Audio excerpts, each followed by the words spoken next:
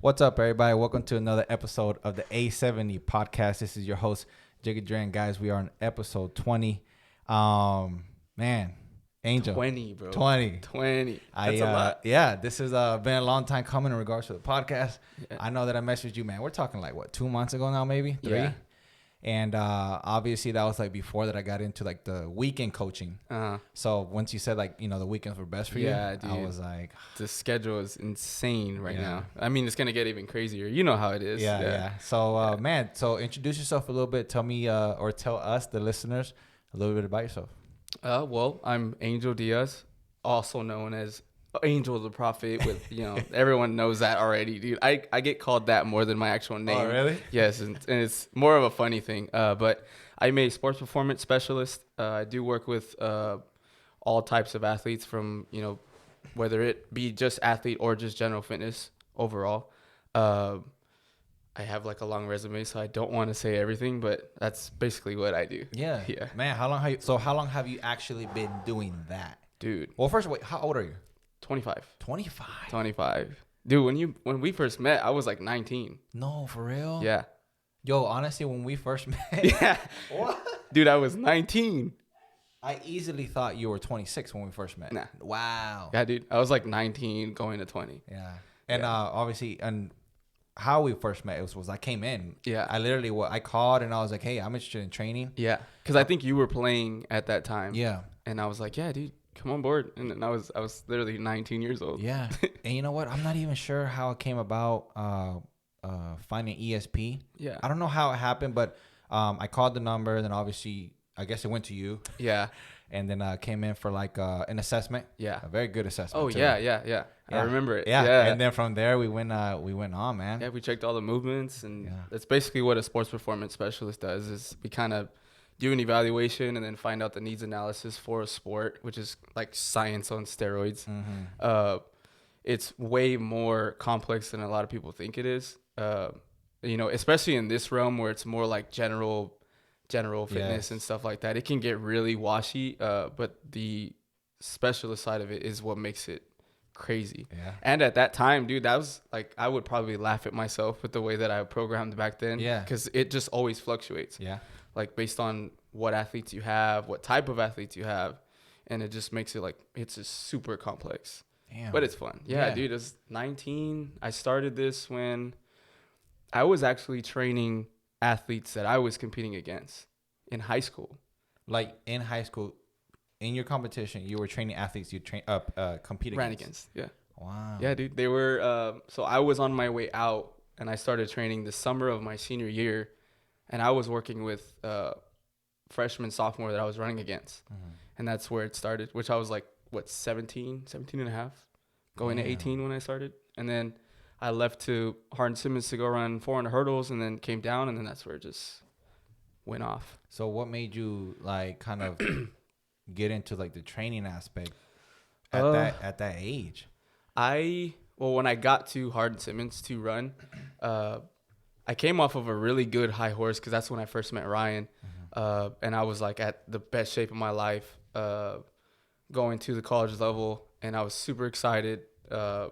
I got there and I had met with the GA who was, I forgot his last name, but he was coaching me and he had the records for the school, like in the 400 hurdles. Mm-hmm. And that the day before the first meet, I clipped a hurdle, fell, sprained my PCL, season was over. PCL. Yeah. And I was real hard-headed, bro. It kind of hit me a lot because I had done it, and it was like, oh, the meet's tomorrow, just go through one hurdle and that's it. And it's, just hay in the barn. And then fell, and then the whole season's over right the day before the first meet, bro. And so that had happened, which was probably where I was at my lowest, like in the sports realm. And one of my buddies had transferred he was actually from Thailand, and came to Hardin Simmons to run 400 hurdles, and he had thought that I was running. So, I mean, because the key to being a really good hurdler is you have to be around fast people, Right. whether they're running hurdles or not.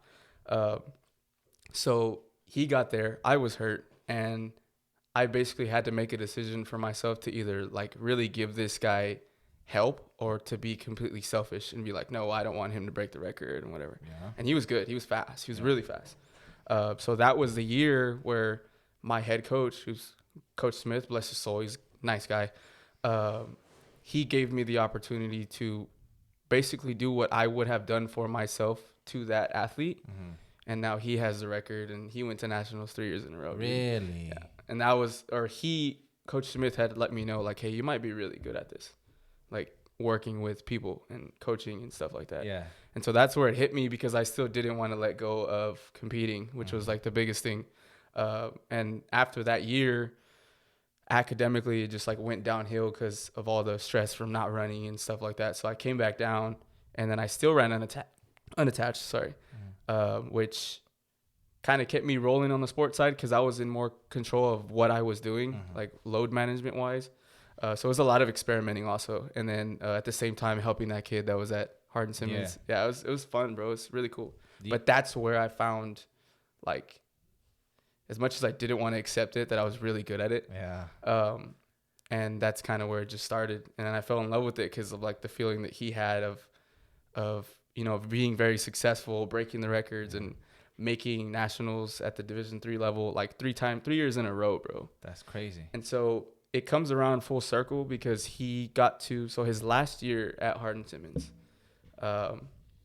qualified for nationals again, was predicted to win the whole thing. I remember watching it on video because he would always send me everything, like, yeah, dude, I'm running it this time. So he ran the whole race, right? Got to about 40 meters before, which is the last hurdle. He clipped it and he fell in the finals. Clipped it and fell. And I was watching the video, and he was just sitting there and just watched everyone just pass by. And I knew, like, when that race was over, I was going to get a phone call. Yeah. And so he just called me. He was bawling. He's like, dude, did you see the race? And I was like, yeah. But this kid was that following year, he was going to run for his country of Thailand. No. So that's honestly like the biggest thing that I tried to keep in his head as a coach. Like, he called me and crying, bro, wanted to win the whole thing. He was like, it was right there. I had it. And in that conversation, I was like, hey, the feeling that I had when I sprained my PCL the day before the first meet, it's the same feeling. I was like, and you just have to keep going from it. Like, there's nothing you can do. And then, so to shift his focus to focus on running at the national level, like that's probably where it was like down. Biggest impact was that kid. And that kind of inspired me to keep doing it for other people as well. Damn. Yeah, dude. That's like the ending of, that wasn't the ending of my athletic career, but kind of. Yeah. Close. Because I ran after, and because I wanted to get, like, personally for my athletic career, I wanted to get anywhere from a 51 to a 52 in 400 hurdles. All right. Where and you the at? closest I got was like 53.5. It's hard, bro. Is that like? That's actually, it's pretty good. Yeah. Okay. Cool. Yeah. That's why I was like, I can handle it. Yeah. I'll take that. Yeah. Damn, man, that's awesome. So I didn't know that. I mean, obviously, I assumed that was kind of like you went in the collegiate route, and something happened there, especially if you're training other people so young. But I didn't know that you had like a direct impact, as someone at that level. So did he end up? Yeah, he ran that following year for Thailand, and then I think the year that he was running for them, he was on the high horse too. That was when COVID hit, and then everything shut down. Damn. And I was like, damn. So I mean, I think he's like into the music industry now. Okay. Yeah, he's a cool guy. Damn. So how long have you been working here at ESP? Yes. I mean, at least 4 years, right? That's what At more, yeah, 4.5. 4.5. Okay. Yeah. I think I'm going on 5.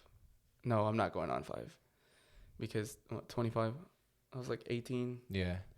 Like a good 6.5 years. I know, like, I mean, I don't know if you still are, but I know, like, for a big period of time, like on some of your Instagram stories, right? Like, you would post like you studying like quite a bit, lot, bro. That's kind of, that's, how do I say it? It's like the sacrifice that I made at a young age that a lot of kids my age wouldn't do. And that was, I was so in tune with, I still am, like, in tune with what I wanted to do. So it's like, you have this idea of wanting to be successful, but am I really going to do the things to get there? And that's where it was like, okay, I had to sacrifice not going out, especially at my age, dude. I was like 19. Yeah, that's young, man. That's the time you wild out. That's prime time. Yeah, I know. Prime time to go crazy. But it was, I don't know. I think me getting hurt really, like, made me sit down and reflect. Like, do I just want to fall into this hole, or am I just going to take myself out of it? Like, and that's where the studying came in. Like, how can I make myself better? Even when I think that I know stuff, you don't. And that's the beauty of it. Like, it's just like non-shifting thing and that's what success is. It's more that we adjust to whatever we're given than to just, force something on yourself. Yeah. I think one thing that I've always, that's how I used to be. That's how I am still. But when I'm talking to other people, I know I had a guy on the podcast named Servando, and one of his biggest things was he's like, man, if anybody like has anything to tell me, he's like, I'm always open-minded and willing to learn. He's like, because I think the biggest fault and the biggest or the worst thing that anybody can do or think is think that they already know it all. Yeah. Because the moment that you absolutely like think that you know it all, so you're done. That's it. That's where you are. You have put the ceiling over your head. Exactly. Yeah. It's like once you assume or think that you know it all, it's like that where you stand, like that is where you'll stay. It's exactly. Yeah, and that's really it's a double-edged sword when it comes to like success. Like you either decide to use the sword to your benefit or it becomes your downfall. And it's like for us, from where we're from, which is the Valley, like it's very culture based, like a lot. I was actually thinking about this in the truck. It's very culture based. Like I love our culture, but I'm pretty sure you've been around it for a while too. Like the mentality of if someone else is more successful than me, I bash them down. And it's like that to me, that's motivating. I love it, bro. Yeah. I love it. And people call me crazy for it, but crazy gets you places. Yeah. Like that's something that I feel like we should really, really push to change down here with our culture, and not necessarily just because you're not successful doesn't mean that you should bash on someone that is having success. And that's like, especially being young, dude. Like when I first started training, it was always, he's too young. He doesn't know what he's doing. But all I had to do was make a decision to shut my mouth, give the results, and then they had nothing to talk about. Yeah. And that's where it started to change everything. And people are like, well, how can you say stuff about him if he's producing? Exactly. He's giving results. That's what I let speak for me, instead of, obviously, if I was young-minded, I would retaliate and give them what they wanted. And that's just like the way I am now. And that's just something that I've always had since the beginning. It's like, I'd rather prove something in silence than to talk about all these things. Right. Like, oh, yeah. No, let me show you first. And then it comes from there. That's crazy, because I think so how do you think that starts in regards to not like changing the culture? Like, how do we do that? Does it my question is like, you also mentioned, is like, just because you aren't successful doesn't mean like you have to bash someone else. Completely true. Yeah. But I also feel like, I think people, and it's funny that what you just said, I kind of was thinking to myself, it's like, just because you aren't successful right now and someone else is, it doesn't mean that you can't be successful anymore. Yeah. It's like, I think people get super mixed up in mindset in regards to like, a lot of people have a scarcity mindset. Yeah, dude. It's like they really trick themselves into thinking that everything is so scarce. It's like, if you, Angel, you're being so successful, like you're taking away from my success. Yeah. And that's not true. And that's really not true. It's like everything, like there is this, it's like law almost, like everything really is abundant, right? Yeah. Everything is as you think it is. So it's like, if you really have a perspective of an abundance of success, whatever it is, like there's gonna be room for you. Yeah. Like, and whether it be with anything similar to like your competitors or whatever, it's like there is room for everyone to have success. You know what I mean? And the people that touch that success are the ones that know. And it's like, even like I've dealt with people too, and I'm just like, dude, like you have so much more potential than you think you have. But they see it as like an intimidation. Success is super intimidating, bro. That's, if it's something that I've learned, like being young and starting this, and then obviously getting older, I'm just like, dude, like it's very intimidating to a lot of people. But I don't like to like show it like that in a way. And that's what I feel like a lot of people really should take advantage of. Like, I'm speaking, like, whenever, especially when it comes to social media, and people are like, oh, well, who are you talking about? And it's like, dude, if you really, really know the person that I'm talking about, to motivate myself is the doubt in my mind. Like that's the second alter ego, like and people don't really get it, because it's like, who's he talking about, dude? And it's beautiful, because now that I let people know about it, it's like, now you're gonna go back and realize that I was just conflicting with myself to be better. And that's where you let people know that, and they're just like, oh damn, that makes so much sense. Yeah. And there's really no other actual person. It's just your anti-self. Yeah. And what's crazy is like it's as real as being able to post about it, because the reality of it is it's that real. It's like your fear and your doubts, or like your alter ego, like literally looking at you. Battle inside of yourself. It's so real that you could literally post about it and talk about it like it's someone else. Yeah, and they're like, oh yeah. I'm like, dude, it's me. Like that's really the thing. It's me. Like I'm the person that's me fighting with myself. Oh yeah, I got you got it. I got it. I let it go. Let it live. Embrace life. So yeah, it's shoot, I just lost track. No, yeah, but I mean, in regards to the alter ego, like I think that's something that's so big. It's funny because I used to like write a lot, like free write whatever came to mind, and I would write almost as if like talking to myself or talking from myself, if that makes sense. But I would also write to myself as if like I was trying to defend myself from myself, right? And it's so real that you say that though, because like the people don't understand how real that is. Sometimes people don't know that there's a separation, you know, and there is. And in like yourself, like that's the yin and yang, and that's what my writing is, obviously my tattoos. But yeah, like you know, handling it honestly, the hardest part about it is realizing that there is two different sides. But the only way to figure out that there is you have to break yourself down. You have to get to that lowest point and then decide that you get very, very low as a person to where you have to make a decision to either rise or fall. And that's where you figure out that there is two. You're like, I could either just let this all go to crap or not. And that's the alter ego that a lot of people, I feel like they should realize for themselves, because once you figure that out, that's where the self-motivation comes in. And it's like goes crazy after that. And I think so what's funny is that when you mentioned that when someone's at the like lowest point of their life, there's two decisions they can make, right? It's stay there, that's fine, bottom out, or they can make decisions to get better. And essentially those two decisions are the two people. Does that make sense? It's like one version of the two people is the person who stays there. Right. And that person wants to. There's a thing inside of you that actually wants to stay there because like they've given up.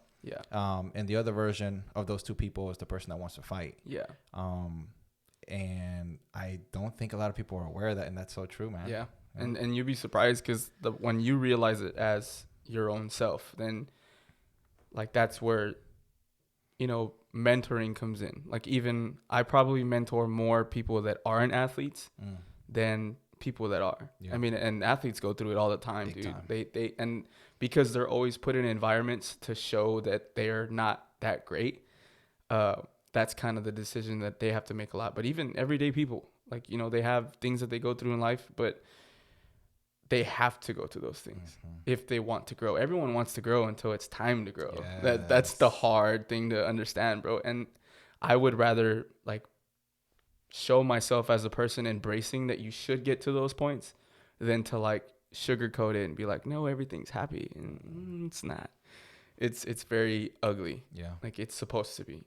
And that's why like I preach the whole like misfit thing. Like if you're expecting to be perfect, you're ruining yourself slowly. And that's the double-edged sword. And then the key to realizing that there is no perfection is what sets you apart from everyone else.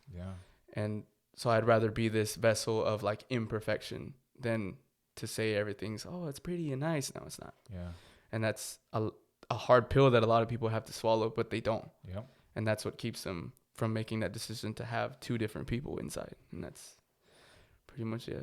I think a lot of people are scared of that pill that, you know, they might have to swallow because they're scared to choke on it. You know what I mean? So what do? Do we pray for easier times or pray to be stronger men? Pray to be stronger men and women. Ooh. that was directly from a quote. I was like, damn. I agree, man. That's a Bruce Lee quote, right? Yeah, for sure. It's like, I mean, and that's some people are caught in those moments where like, man, I wish things were easier. It's like, yeah, why not, right? But it's like, the what version you learn from it. Exactly that, and the version of you now that's praying for easier times will always want easier times, right? And when hard times come, which they will, you won't be able to handle it. Yeah. So it's like, I think instead of asking for easier times, ask how you can be stronger. Yeah, and then in that realm too is like it dials back to the culture. Like a lot of people think that they don't have people around them to help them, and that's where we mess up as a culture. It's like, oh, I don't need your help. Maybe you do. Sometimes it's really reassuring to have your circle. Like, and that's why I'm very picky with like the people that I hang around with, because even they know that I get into ruts, and it's like I'm very introvertedly extroverted, if that makes sense. Yeah. Like whenever I'm going through things, I will handle it by myself, but sometimes I admit that I have to be around people. Yeah. And that's kind of something that people also don't like to do, because they're like, no, I can handle it. I can do it myself and whatever. And sometimes that's a bad thing, because you get lost in bad habits or whatever it may be. But sometimes you need someone to tell you, hey, dude, you're just not doing the right thing. Figure it out. And that's what our culture does not like. Like, we don't like being told what to do. So when someone does give us like advice, it just slips past us when that could have changed our whole life. 100%. Like drastically. But yeah. I completely agree with that. And I think that also that a lot of that comes from lack of awareness and also a sense of too much pride, maybe. Yeah. Right. I definitely think that like I've always been the type to, I've always been that type that I'm always open-minded to what people tell me. It's like have like believe in yourself, have confidence in yourself, but it's like always consider the eye of reason, right? Yeah. It's like the third person view that someone might be looking in on you and your life and the things that's going on. Yeah. And obviously depending on how they approach it, because I'm a strong believer in how people deliver messages. Yeah. It's like, I guess as a coach, it's like one thing that I had to like really like fine tune when I was coaching was like, how am I delivering these messages? Like, how do I want to help these kids, or how do I want to, you can't just come and say, hey, you're messing up, do better. But it's like, how can I speak to them and communicate to them to where they want to listen to what I'm going to say, So it's like, and even me, it's like, I have people in my life that I try to go to and communicate and not sugarcoat it, but communicate in a way that they're going to listen. Because I sometimes feel like when the message is delivered incorrectly or maybe too hard, sometimes people feel like attacked. Yeah. And maybe it creates a disconnect. Exactly. Yeah. A massive disconnect. And it's like, now you both have wasted your time. Yeah. Right. In regards to you really trying to provide real value. Yeah. But now that there's that disconnect, it's like, it's not going to listen. And then what you just said is it does more harm than good. Exactly. Yeah. So I'm a big, I'm big on how I try to speak to people and deliver messages. Cause I truly believe if you speak in a way that people want to hear you out, then obviously the more people that you can impact. And a big thing too is like, sometimes, as ironic as it sounds, sometimes you don't even need to say anything. That's what I've realized a lot of. Like, I believe that there's been a lot of people recently, shout out to those people. I mean, because I don't know them. And obviously I have them on social media. I don't know them like physically in person, but they've let me know like, hey, dude, like a lot of the stuff that you do kind of motivates me to do this. I'm like, that's what it's about. Like, I don't need to like single you out or anything. Like, it just comes from you. And the way I use it is, if you can see potential in, I say potential because I still feel like I'm not where I want to be. Right. If you can see potential in me, then you're able to realize it for yourself. And that's where change happens. Like, and I let them know, and I'm like, hey, dude, whatever goals you have, I mean, I don't even know you, but whatever goals that you have, if you can see that I'm capable of achieving mine, so can you. And that's where I kind of realized that social media really has a huge impact. Yes. I mean, positively and negatively. Like, it goes both. It's a double-edged sword. Exactly. Based on what you decide to give out. And I feel like it's a very strong weapon if you let it, and it's also something that could break you down completely. 100%. So yeah. So do you mean like when people mention to you in regards to being like, you motivate them to, want to do certain things, do you mean that how is it from your side that you impact these people? Is it directly in a sense of conversation, or is it indirectly through kind of your own lifestyle? The lifestyle. Lifestyle. Definitely. They're Yeah. like, dude, you work out every day. There And you I'm go. like, it's, and the way that I say it to them is like, what you see is not so much physically. Yeah. Like, if that makes sense. Like, it's a lot of, that's how I keep myself sane. Because I'm constantly trying to find that rut to get something out of, or my alter ego to come out. Because I mean, obviously, the higher you go with success, the harder it is to get it out. I would say, if that makes sense. Like, you're trying to, it's almost like you're purposely trying to fail. Yeah. Because you want to get some sort of like learning from it. Yeah.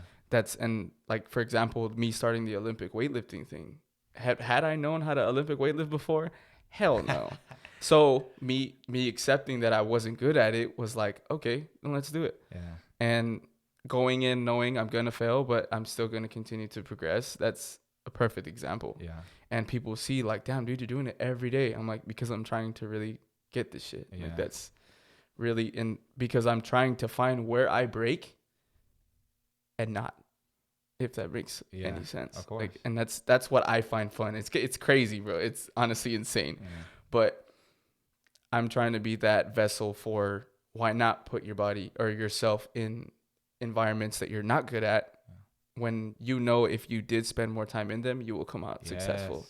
That's what makes it fun. And that's where learning comes in. Because I could have easily been like, oh, I don't need to do that. Whatever. I don't need an Olympic lift. For what? Yeah. And to me, like, and that was... And essentially, you'd be right. Yeah. You know what I mean? And that's the doubt. Exactly. And then the other person that came out was like, oh, okay, well, then let's do it. Why not? Let me take the time. Let me be coached. And that's really big for coaches. Like, that was one thing that I took on that I noticed I didn't have at the time, which is when I got with Brittany from Bear. And I had let her know that I wanted to be coached as an athlete, not as, I don't want to coach. I want to be coached. You didn't want to be coached as a coach. Yeah. You wanted to be coached as an athlete. Yeah. And I had gotten, like, that was when I had gotten my level 2 for USA weightlifting. And I was like, hey, I can get all these certifications, but if I don't put my nose in the dirt, then you don't realize it's dirt. Yeah, and that's really the biggest thing. And that's what I try to show to all these people. Like, hey, if I can figure something out by spending more time in the environment, why can't you? You know, whether you want to become more active, it starts with 10-minute walk. 2 months from now, 30-minute walk. Next thing you know, you're running a marathon. It's that easy. But like, it's easier for them to take it from us because we've been through, we have skin in the game. And that's kind of what I like to show a lot of with my platform, is like, hey, it's not pretty. It's not a suit and tie, you know, it's tattoos and barbells and, you know, bloody fingers and shit like that. And then that's what I like to really throw out there for a lot of people. The biggest thing that you said about all that is like, you're actually able to make a really big impact by just the lifestyle that you have. Right. And it's like, man, obviously this type of thing isn't for everybody, in regards to, not everybody really cares about making an impact, and that's fine. Like, everybody's in their own life. Everybody has their own thing going on. But it's like, I think if you are interested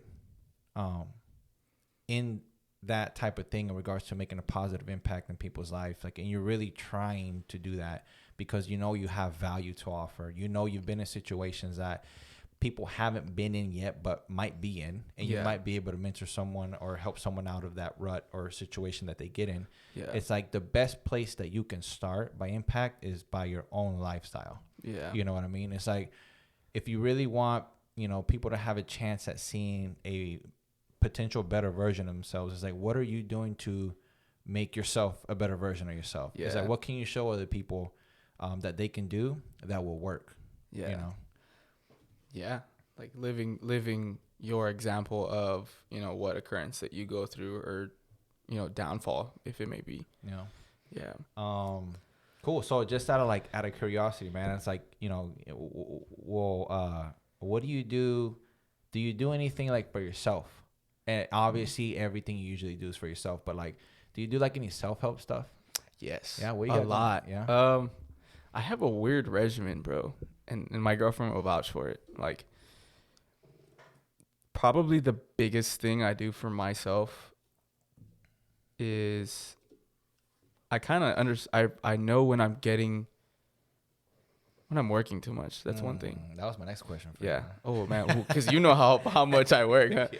I mean, and so the day that I start to see it as work is when I know I'm not in the right mind. There you go. That's where it shifts, and that's where I kind of tell myself, hey, well, this is what you love to do. Like, it's not. If I ever say, oh, I'm tired from work, I'm like, damn. And that's where you fight with the person inside of you. Like, did I really just say that is work? Because it's not. And it's my self-help is reconnecting with the motivation that I had when I first started. Okay. That's probably the biggest thing. But like physically, self-help, like reading a lot. Yeah. When I notice that I'm on my phone a lot is when I'll pick a book up. There you go. If like, and screen time is actually a very beneficial.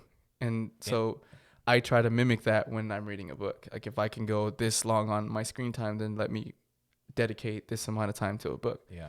And probably the best decision I ever made too. Like, you know, as an athlete also, cause I believe like 2 weeks ago, I was going through like a rut with my mechanics for Olympic weightlifting. And I was just like, I'm not in my right mind at all right now. Like I notice, and it's okay to like tell yourself that. That's probably the best self-help, because you can't just be like, oh, just write it out, you'll be fine. No.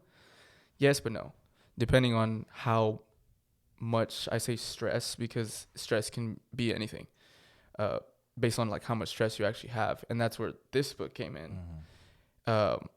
That's why I kind of brought it out here, because I want you to have it, because bro, the thing is life changing. Tell me about it. And Tim Grover is, for people that don't know, show it to the camera real quick. Let me market this. I'm not paid to do this, but feel free. Yeah. Tim Grover is Michael Jordan and Kobe's trainer. Yeah. Obviously, Michael Jordan's first ever trainer for the rest of his life. I think he made Relentless, and different amount of books. But what I like the most about it is it's very raw. Like, obviously, if someone else read it and was like, "Oh no, there's bad words in it. It's a bad book." Okay. It's very raw. It's very, very gritty for the ones that know, or the ones that know that the perfect picture is not unicorns and rainbows, and it's very ugly. And that's the reason why I like this book. I mean, I'm pretty sure. Have you seen The Last Dance? The Last Dance with Michael Jordan. You know what? I'm not sure that I have. You need to, bro. Yeah. And that's where like a lot of people either took it the wrong way or the right way because of the way he was. And he was like, oh, he's very mean to people. And it's like, no, he just wanted to win. Yeah. And that's why the book's called Winning. But this one was big because he talked about Kobe when he passed away. And the book before, which was Relentless, that was when Kobe was alive. Okay. So you kind of get to see where he was at, like mentally and stuff like that. But he really, really projects like his or Kobe's mentality, which is something that a lot of people can take. Like, it's almost like you're obsessed with wanting to be very successful in anything. And I felt like when I was going through what I was going through, reconnecting back with that kind of just shifted where my mind was at. And that's kind of the self-help that I do for myself. Like, if I know I'm falling off and it's like, dude, I need to go read, or I need to disconnect from everything else and just go sit down and read and take as much as you can from it. Because I mean, that's when I call it like being very, it's like your inner sponge. Like a sponge just sucks everything in. And that's when you're at your lowest is when you can really take advantage of anything, really. Whether it be like mentally, I'm not saying do anything bad to get there. Yes. Yeah. It just depends what you do with those times that you feel like overwhelmed or like depressed. Like some people might say, like where you put your attention is where it's going to determine whether you dig your hole or you come out of it. And that's kind of where this book came in. It's nice, dude. Man, you're going to read it and message me at like 2 a.m. I'm motivated. I'm motivated right now. Let's go. Yeah, dude. And it's awesome because he's not a very like cliche steps guy. Like do this. Yeah. And he's very like, no, like figure your shit out. Which is kind of the way I am with myself, which is why I liked it a lot. Like that's kind of, to some people it might be wrong, but the way that I treat myself is like not that great. Like hard, But like how? like very, like say for example, I'm telling a kid, like keeping him accountable. Like, yeah, dude, I'm just trying to keep you accountable because this is what you want. And sometimes I'm like, damn, I'm like that with kids because I'm way harder on myself. Okay. I don't say harder. I just know what I'm capable of with anything. You know, if I want to learn something, then I'm going to be super persistent. Like if someone tells me like, hey, you're not very good at this, then tomorrow I'm going to be really good at it. Yeah. Or, you know, whatever, however long it's going to take for me to understand that I'm not good at. It's kind of like the Olympic weightlifting thing too. And that's what I really like to do for myself. And sometimes people are like, well, you're kind of being hard on yourself. And that's where I'm like, that's the self in me that's like, oh, well, just be comfortable. And, but I mean, everybody sees things different. Yeah. Like to some people, it's like maybe they do need to be told not to do that. But it's just about the person. Like, how am I going to take it? I mean, even sometimes for self-help, I'll travel. Honestly, I'll travel. I'll sit down. I'll go to the beach, and just it's disconnecting. I was just gonna say, do you like fully disconnect? Like I'm talking about like when you just social media, nothing. Like you don't even think, you don't plan. Nope. Nice. Just go and sometimes I'll skate the road and not do anything. And so where I figured out how to do that was when I was hurt in college. Okay. Because I didn't want to be in my dorm. I didn't want to do anything. And in Abilene, they have like a curfew. So the streets are empty at like 10. So I would just go and skate in the middle of the night, like listening to podcasts and putting myself where I needed to be at that time. And that's what I do to this day. Or I'll, honestly, like meditating is huge too. But I feel like I'm at the point where sometimes I meditate with my eyes open. Yeah. And I'm like, okay, does that make me crazy? And then you look at highest forms of meditation and their eyes are open and they're aware of where they're at while still putting their mentality where it needs to be.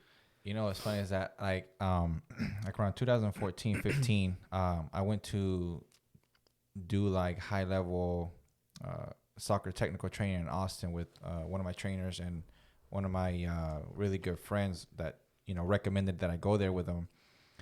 And literally like our lifestyle at that time period was we would train like essentially 3 times a day. The first session was at 6, right?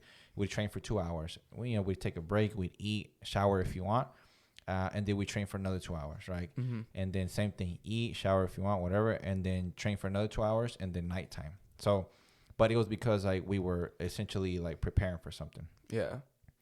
But like that's kind of like when it was such like a lifestyle that it was just train, which obviously makes somebody feel really good, especially when like you're seeing results. Like I was seeing ridiculous results. So that's kind of like where the beginning of my like I'm noticing that I'm spending more time into something and I'm actually getting results. Like, and then my mind opened, okay, well, if I spend more time here and I'm getting better, it's like, where else can I spend time and get better? Like if I wanted, like the application of that. Yeah. And then I just out of curiosity, I don't know how it even got started. I was like, you know what?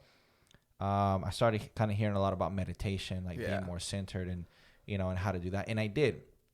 And I meditated like very well. Like every night I would start with like 30 minutes, like pitch black dark, no noise, right? Dude, it's beautiful. It is. No, it really is beautiful. And it got to a ridiculous point where I saw a like mental, emotional, and like transformation. But so the reason I was saying this is because I don't know why, or maybe it's just like a byproduct of it, but I got so like in tune with like compassion with everyone else that it affected my competition. Yeah. Like I would see my opponents hardly as someone against me. Yeah. And more of someone who was like trying to help you. No, not trying to help me, but like I was connected to. Yeah. And it's like in competition, you hardly want that type of mentality. It's like to compete. I mean, maybe everybody works differently, but like to compete at the most like highest aggressive level, like you almost have to see your opponent as someone who's against you, who they are. Yeah. So it's like whenever I was meditating, I felt softer. Let's just call it like because I was so centered. You're like trying to be calm. Yeah. And I was it, and I was just like, like I love it. I love the way I feel, and I love the way I see the overall picture of everything because it really did change. Yeah. But then I had to cut it. I had to, so I stopped meditating, and then my aggression, like in competition, came back, and my competitive mindset, and then I've always been nervous to go back there because of that.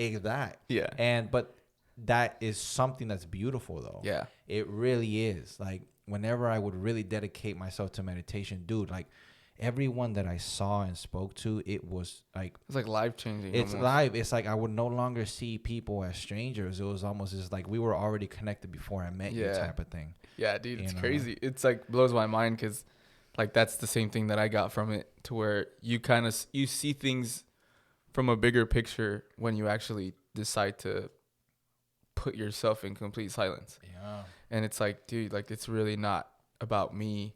And that's I throw in meditation to my self-care, because it's like I have to remember that regardless of what I'm doing, you know, for my lifestyle, like I would rather be known for the impact I made Yes. than for the things I did. And that's where I had to keep meditation in my pocket constantly. Yes. Because I am mentoring kids, and I mean, kids, parents, mothers, grandmothers, like as time goes on, like I'll go to family barbecues and I'm giving live talks. Awesome. Like, and that's I'm glad I love that, dude. Like, because what I tell that person that day, you know, might help them change their life. Yes. And that's kind of more what I'm into now. I mean, because when I first started, it was just about training. And that's kind of where I was like, okay, maybe I should balance this out. Not necessarily balance, because I don't like to say there's a balance. It's just a flow more than a balance. It's not like one or the other. It's just, it works in conjunction with each other. The work and the play, you know, or whatever you decide to like outside of what you're trying to be. Because if you try to make a balance, like, and this is what I'm explaining why I don't like the word balance. If you try to make a balance, you have to shift your personality when you're working and when you're playing. And then that's where it just gets really weird, because it's like, oh, well, you're this person when you're here, and then you're someone else when you're over here. So are you all the time? Yeah. I honestly feel like that's what a lot of people like. Yeah. Is the authenticity. Like the same guy that's jumping on his car on Instagram, you see me in person, it's like, this guy's jumping, like this guy's crazy.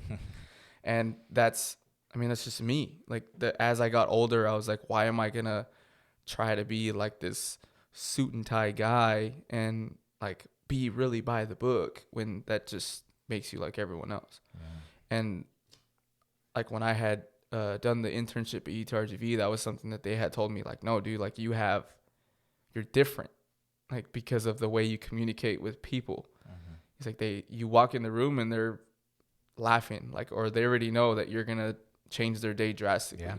And that was when it really hit me too, was when I got put in that environment. I kind of held back in the beginning because I wanted to be very structured. Like, yeah, I know what you're talking about. Like this guy's professional. Yeah. Like I'm not just a trainer, and so, and I came in with that kind of stiffness, I would call it. And the younger guy, Chase, he walks by me and he says, "I know this is not you." I was like, "What do you mean?" He's like, "You're always bouncing off the walls, and you're sitting down super quiet right now with your tail between your ass." Yeah. I'm like, dude, the amount of stuff that I've like I don't want to overstep boundaries sometimes. But he's like, well, maybe you were born to, and that's who you are. He's like, so why am I, like, I'm not a good coach if I make you something you're not. And that's what kind of like changed my view on like a lot of different things, is like, I'm not going to get caught in this, oh, I have to be this way. Yeah. People say I have to be like this, because then you're less of yourself. And that's where authenticity can get really messed up. And that's what I tell a lot of kids, like, especially this like generation. I say generation because I'm like 25. I'm a part of the generation. I feel like that helps me communicate a lot with kids too. Like I understand sometimes of what they're going through, and I'm very open with it to an extent. Like I'm very good at communicating, like, hey, I'm just being more understandable with kids now. Yeah. Before it was like, no one cares, whatever, get the work done. And now it's like, hey, well, are you know, how's school? How's everything going? How's the house? How are you okay with your parents? Like, because I am working with kids who are going to be adults eventually. Yes, exactly. And that's what is like the sole purpose, like regardless of sports or not. Like I even have kids that I had that are ex-athletes that still come to me for advice, you know, whether it's like work or anything like that. And I would rather have that kind of impact than to just be like, oh, he just does sports. Yeah. And that's where I kind of made a decision to where not just to project it towards sports, but people in general. Yeah. And that's what I really like to really, really project with a lot of stuff. Man, I think my takeaway from that part, from all of that was, you know, kind of not getting like unconsciously stuck and trying to be like someone that you think you have to be for the environment that you're in. Mm-hmm. It's like man, that hits a little bit, like, you know, for me, because our culture. Yeah, but our culture as well, because and it's essentially what it is, man. But it's like, then I'm starting to realize, like, the more time you try to be someone you're not, like, the more energy you give that essential, like, character. That's not you. Like, you're creating a character. Yeah. You're creating a character that you have to be every time you're in a certain environment. Yeah. And because it has to be exhausting. Yeah. Because, like, there is, like, parts inside of you, like, in your soul, like, when you're being something they're like, you're no, not. they're like, this is not me. This ain't me, man. Yeah. It's like, I'm tired, you know. And then eventually, I feel like that does. Some people break, too. I was just gonna say, people break and they fall. Yeah. Like, they fall into, like, potential depression, sadness, Yeah. because now, essentially, what you've done is you've invested so much time and energy into that character you've created. You have none. Well, you have friends that like that character. Now you have a job that knows that character, like. And then you go home and you're in your bed and you're like, wow, that wasn't even me the whole time. Yeah. And then, like, day after day, it gets to a point where you have to break. Yeah. It maybe not in a week, 2 weeks, a year, 2 years, but eventually down the road in your bed at night, you're going to be like, I'm done. Yeah. And that's where, like, the ultimate sadness comes, is because you've created a whole life based off of a character that's not even yourself, man. Yeah. And that's like big in the training world too, like with coaching, really. Like, how do I say it? It's like the earlier that you connect with your authenticity or like your coaching style, yes, then the more successful you'll be. Because if you're not like really embodying, that's the big word, like embodying the philosophy that you're trying to impose on athletes, on people, then there's a disconnect. Yeah. And that's where it gets real, like, wishy-washy. And it's like, okay, well, you're telling me this, and you're telling me this. It's kind of like, for example, like, I train my girlfriend. And I'm like, when I'm in the gym, I'm your coach. When I get home, I love you more than I loved you yesterday. Like, that's how the authenticity comes in, to where it's like, I'm not always the person in the gym. I mean, that's the exception. Like, because it's really hard for some, like, I know a lot of trainers that don't even train their family because of that. Mm-hmm. And I'm like, dude, if you can't get good at that, then oh shit. Alarm. Take pre-workout. Drink a C4. Yeah, and that's kind of being able to not have to shift something. Yeah, that was probably like a weird example, but that alarm just threw my freaking brain off. So do you find it, how is it that you handle the difference between training your girlfriend and a I don't say regular person, yeah, like, you know, a different type of client? What's the difference? I mean, obviously in the gym you mentioned to her you're her coach. I'm your coach here, and then at home obviously I'm your boyfriend. Are there any exceptions when she's in the gym and you're coaching her? That's the thing. That's when I know she's different, because even sometimes, like, we'll get home and she tells me, like, no, I need you to tell me, like, what I'm capable of. And that's why she's my girlfriend. She's crazy too. Yeah.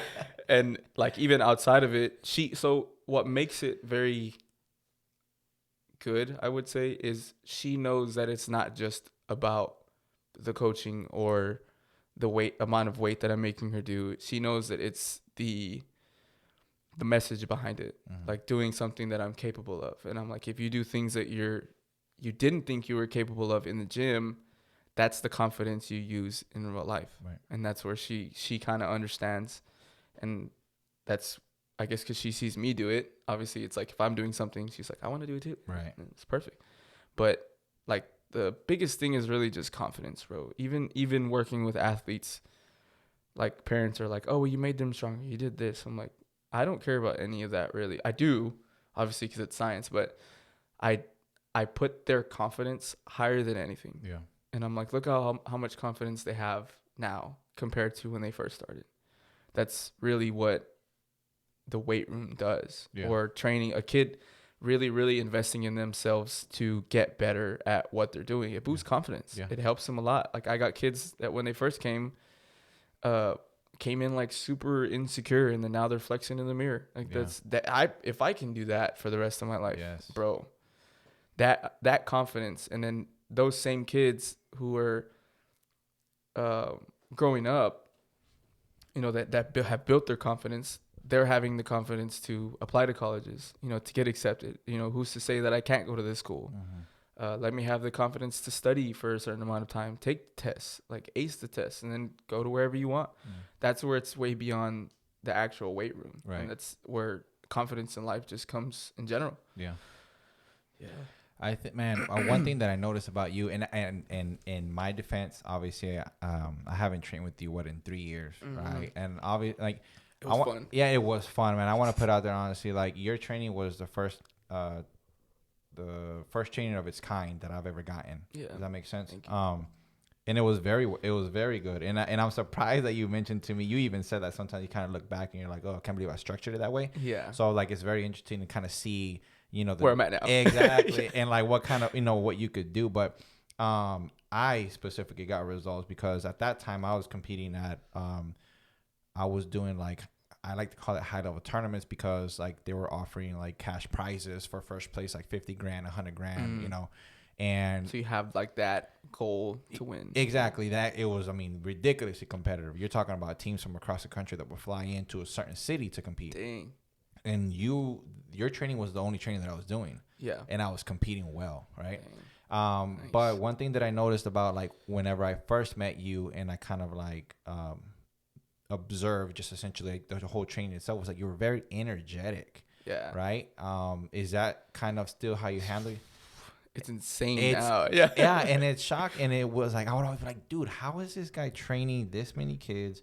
And you're so energetic, like phenomenal vibes in the environment. You're doing your own workouts. It's like, where does that energy even come from? Does this guy sleep? You know? Yeah. It's, what do you think the biggest source of that is? Is it just all the coffee? Yeah. Shout out Death Wish Coffee. No, dude, honestly, no, it's not even, it got even crazier with the coffee. Yeah. But I mean, before there was this thing that I saw. I'm very big on mantras. Mantras, yeah. Like aggressively, like for myself. That's kind of the biggest self-help that I have for myself too. It's like, if I'm gonna like this quote or whatever, something I say or something I heard, I want to embody that as best as I can. I like that. So there was, I believe it was in high school, that's where all the energy came from. And I was like, I was insane when I was a child. I just wanted to bounce off the walls all the time. But I never really like sat night. I'm sitting down now. I'm thinking about it, about where it comes from. There was this,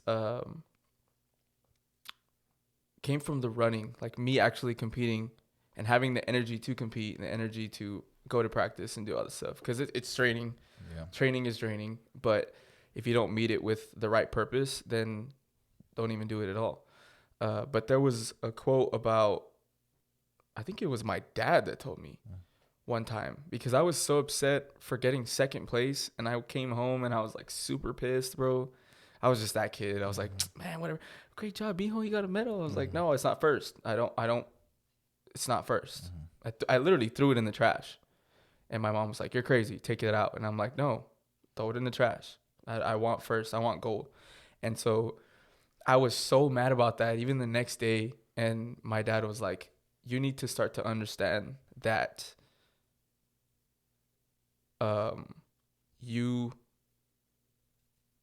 that I'm blessed, like, to do, because there's a kid out there who wishes that they could even touch a medal with no legs. True. And that's where everything just changed. And I was like, dang. So then that made me more appreciative of, you know, just competing in general. Yeah. So then it got to a point where I was like, okay, well, if I'm going to like love competing and now it's like trickled into coaching, I need to have the energy for it all the time. And the days that I don't, I need to heighten it even more. It was like this today, dude. Yes, this morning I woke up. I woke up extra sore. Didn't feel like going in, and just still showed up because you have to have like this mental numbness, especially for results that you're trying to get. You know, it's just and this can be used for work too. Oh, I gotta go to work again. No, you get to go to work. Some people don't. Like some people wish that they could have the job that you have, but it's about how you see it. Like depending on what lens that you use for your life determines whether it's very successful and very uplifting or if it's the opposite, which is the double-edged sword. That was one thing that I share with my kids too. And they're like, oh, I'm like, you don't get to do this or you don't have to do this at all. You don't have to. You can go home, you can sleep, you can be on TikTok all day, but you get to. And I remember I had an athlete that was super, I call them like anti-happy because they just were mad all the time. And I'm like, dude. It's almost as if like they're doing everything they can to be mad. Yes. I'm like, don't like you're putting the energy to the wrong place. And I remember I pulled him to the side and it was like, hey, while you're over here mad, there's a kid in a hospital somewhere wishing that they could just walk. And then that practice is changed. Yeah. And then they go home and they tell their parents, and the parents are like, what did you tell them? I was like, that's what I told them. And then that's where you look at that kid now, I think they signed in like 2 weeks. Really? To go run in college. And they let me know, they're like, if you would not have told me that, then I would not be where I'm at. 30 seconds. 30 seconds. Hey. 30 seconds. Yeah. You get to walk? Great. Some people don't get to. Like that's kind of the energy that's what fuels the energy. Yeah. It's like, how can I make this person's day phenomenal? Yeah. And doing that every day for 30 plus kids a day. That's crazy.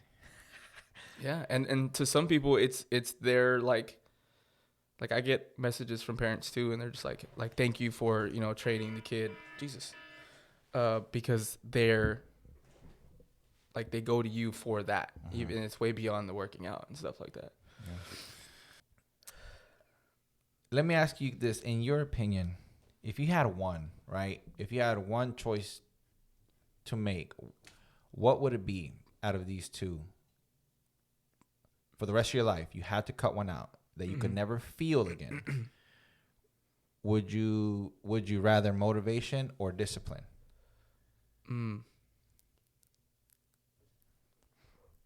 That's a really good question. Discipline. Why? Because I'm pretty sure this has been really hot recently. I'm glad you asked that question. Because motivation doesn't last as long as discipline does. I've seen this on a quote somewhere. Yeah. I know you read it. Yeah. And discipline. Motivation doesn't. Like, motivation is it's the spark on the lighter, and the discipline is the fire that burns. Right? The spark is obviously needed to start the fire. So motivation is what you need to stay disciplined, but it'll never always be there. Like, I don't even consider myself very motivating. Yeah. I'm just very disciplined. Yeah. Like, can I motivate you? Yes.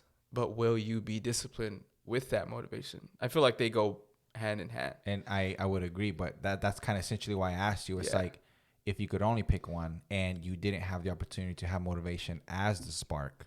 Yeah. You know what I mean? Definitely discipline. Yeah. Yeah. Discipline's more long-term, consistent. Motivation is more kind of like when you take your pre-workout and it's going to like come off eventually. It's like that. I agree. I think, you know what? And a lot of people don't get started on the things they want because they're always waiting for motivation. Yeah. They're always waiting for motivation. And the thing is, sometimes they actually do get motivation to start the things that they want to do, but it doesn't last long enough for them to do it. Because without the discipline. Yeah. And it's like discipline. I'm starting to realize, like, from the books that I read, the podcasts that I hear, speaking to people like you, and just that answer itself, it's like, if you had to have one, it has to be discipline. It has to be the discipline, because discipline will allow you to do the things that you're supposed to do when you do not want to do them, when you're not motivated to do them, right? Yeah. And it kind of goes back to that comment you made, where it's like you have to learn to kind of be numb yourself, like mentally, right? It's weird, but it makes sense. Yeah, like you do have to numb yourself mentally knowing that there's things that you have to do. And it's like the biggest times that you have to be disciplined is the times that where you're the least motivated. Yeah, well, yeah, you're the least motivated, but also when you have to do things that you're actually not even obligated to do. Yeah. For example, it's like you mentioned the scenario or example when you have to go into work. Mm-hmm. It's like, yeah, you have to be disciplined going to work, but you actually have to go to work. Yeah. Unless you want to whatever, get in trouble, get fired, whatever. Yeah. But it's like the biggest and most impressive discipline is like when you waking up at whatever time you said you're gonna wake up and you don't want to, and just because we're athletes, but you go out and you train at 6 a.m.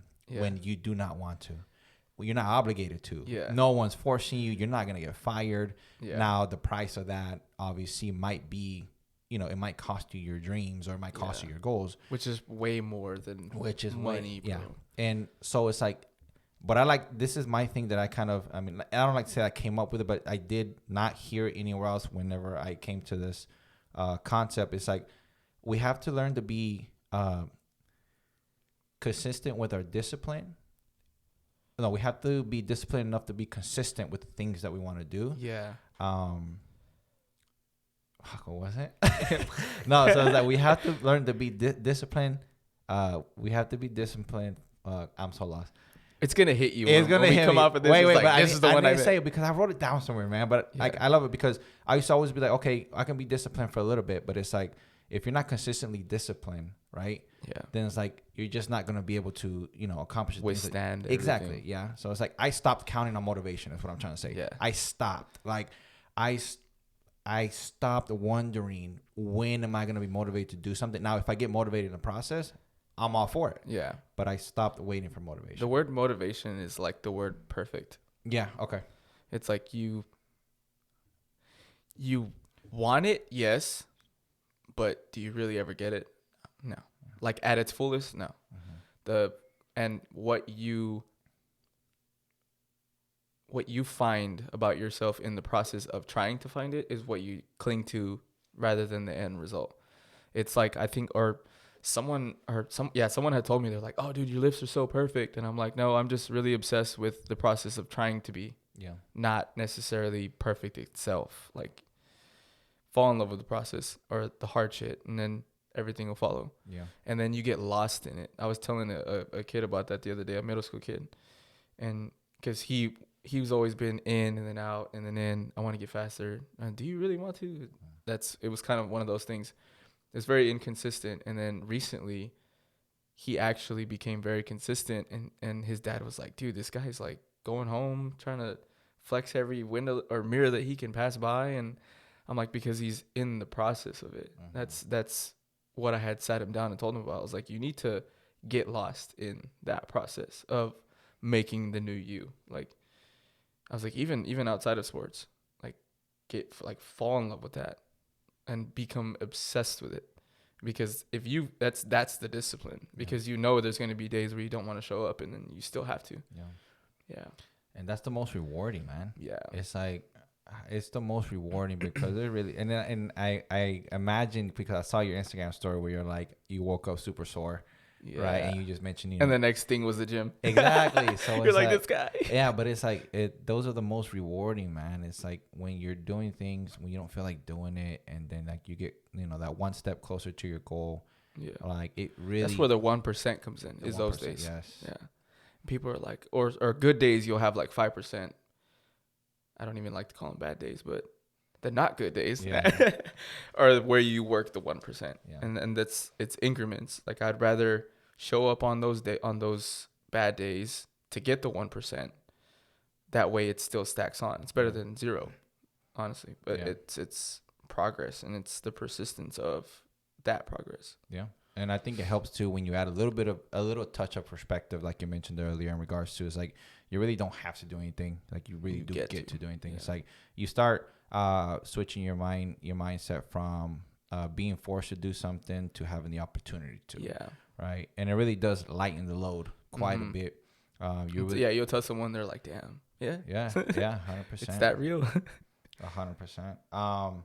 Man, so going a little bit different direction. Tell me, I saw on your Instagram that you just hit some goals recently in regards to like I think it's like a weight cut. I don't want to call it like a weight cut. Yeah, dude. So I competed at the 81 kilos weight division, which is like 180, 181, which is where I did the first meet. And so I was actually under competing with people that were at the 180. I was like 176, 178.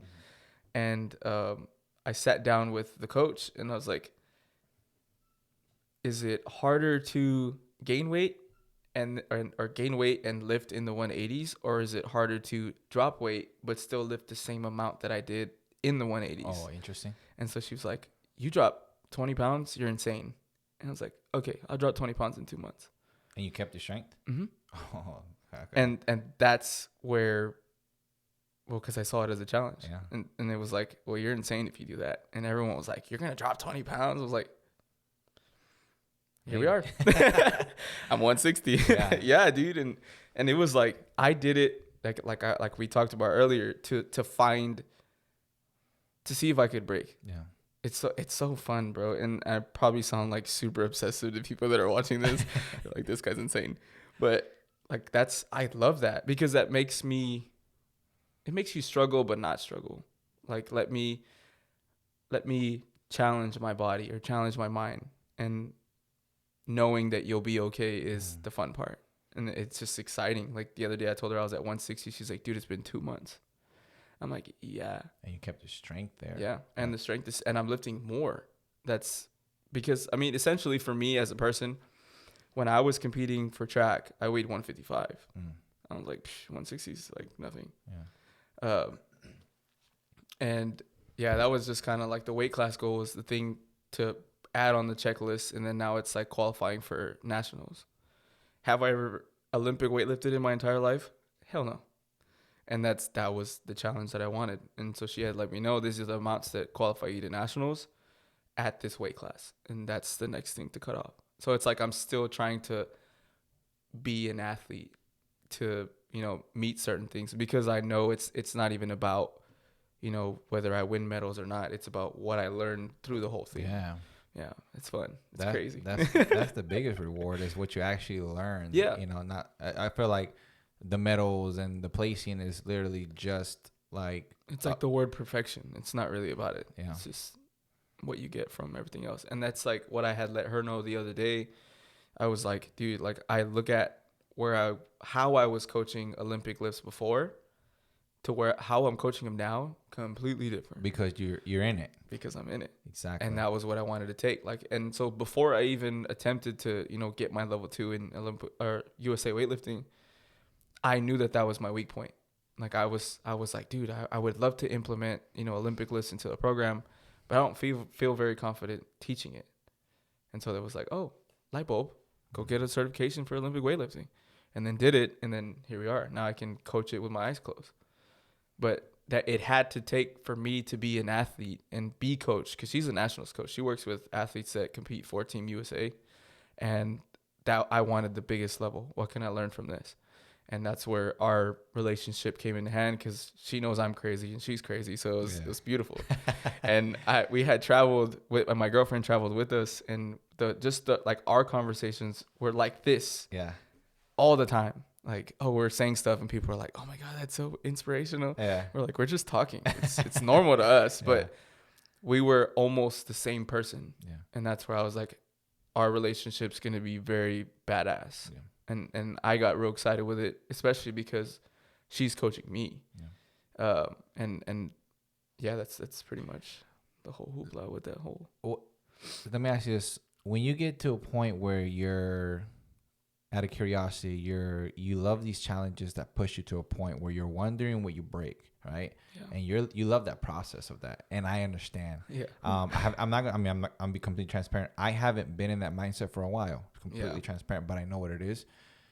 What do you feel? Do you think something differently when you realize you didn't break after reaching that goal, that you were wondering if it was going to break you? Is there like a feeling of, damn, not that I'm unbreakable, but it's like, if this didn't break me, it's like, what's next? Yeah. Or is it like, okay, I reached my goal. Like, what's next? Yeah. So like, what's your thought process whenever you realize the thing that you were wondering if it could break you, it didn't? I think that's where you take your next step, because then the craziness comes in and it's like, okay, well then let's go even more. Yeah.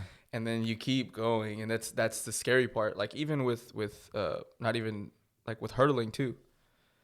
I was at a point where I think when I was like 15, 16, I was like, oh, I want to run a 58. It probably sounds crazy, right? And then once I got older, I hit the 58. I'm like, okay, well, now that I hit 58, let me hit 55. And then I hit 55, and then it's like, hey, well, it'd be great if I could hit a 53.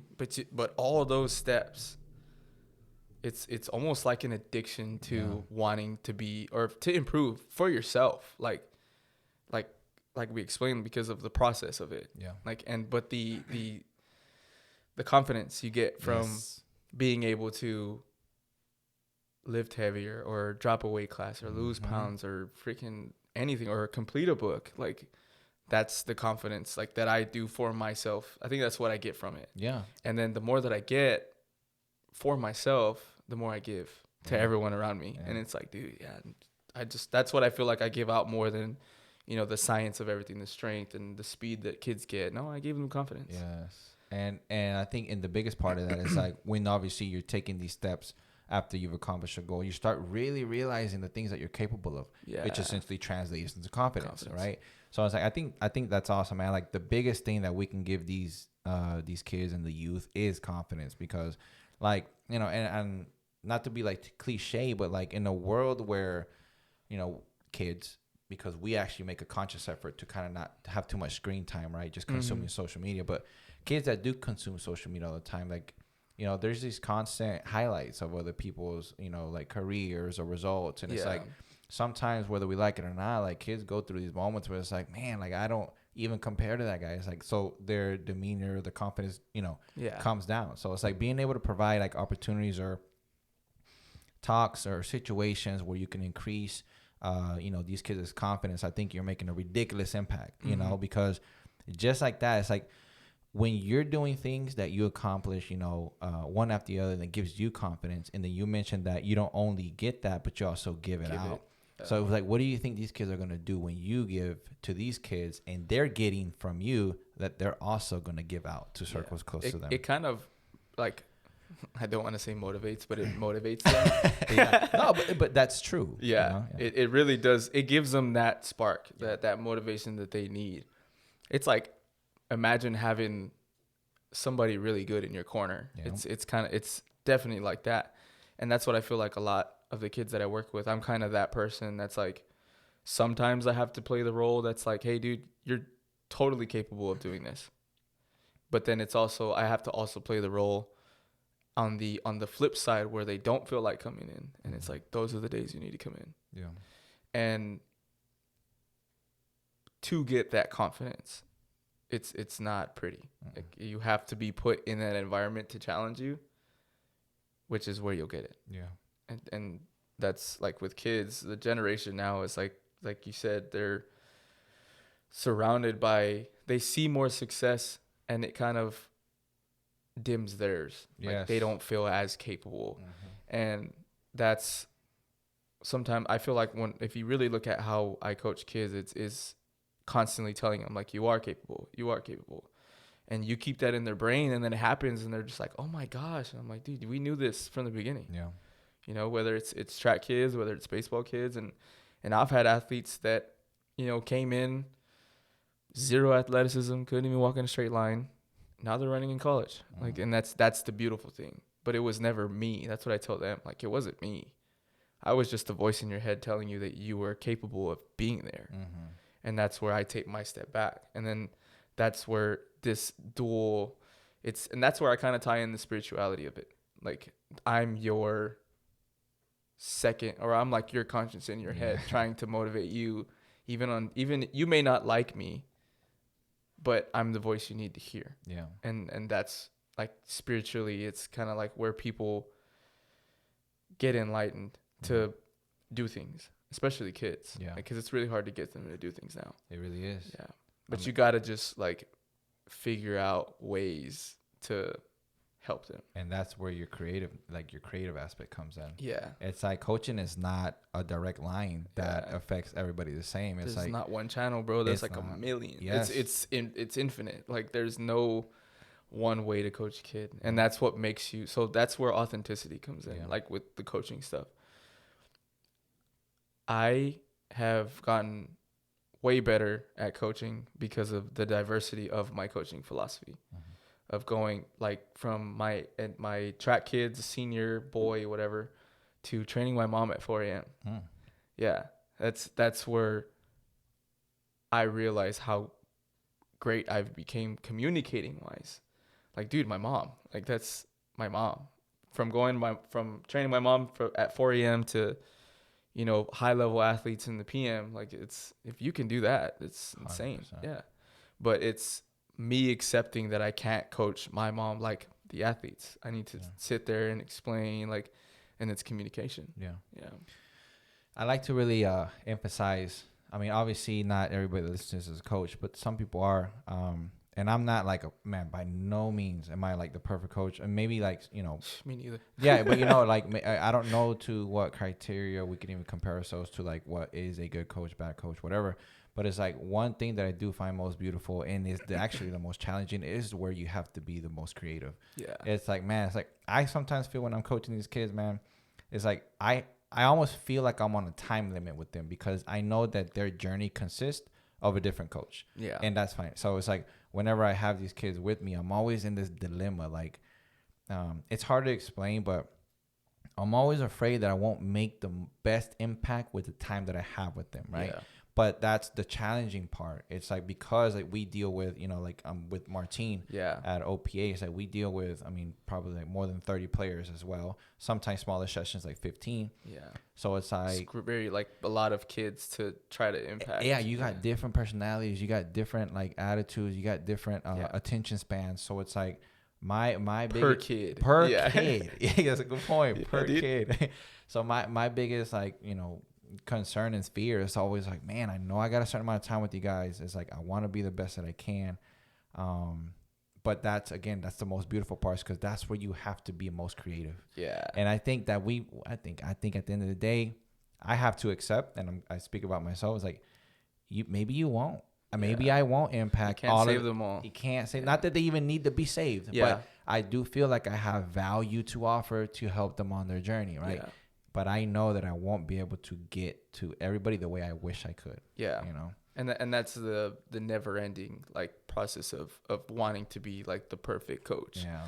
Yeah. Which to us is like, it's kind of, it makes us take that sigh like, damn, I wish I could. Mm-hmm.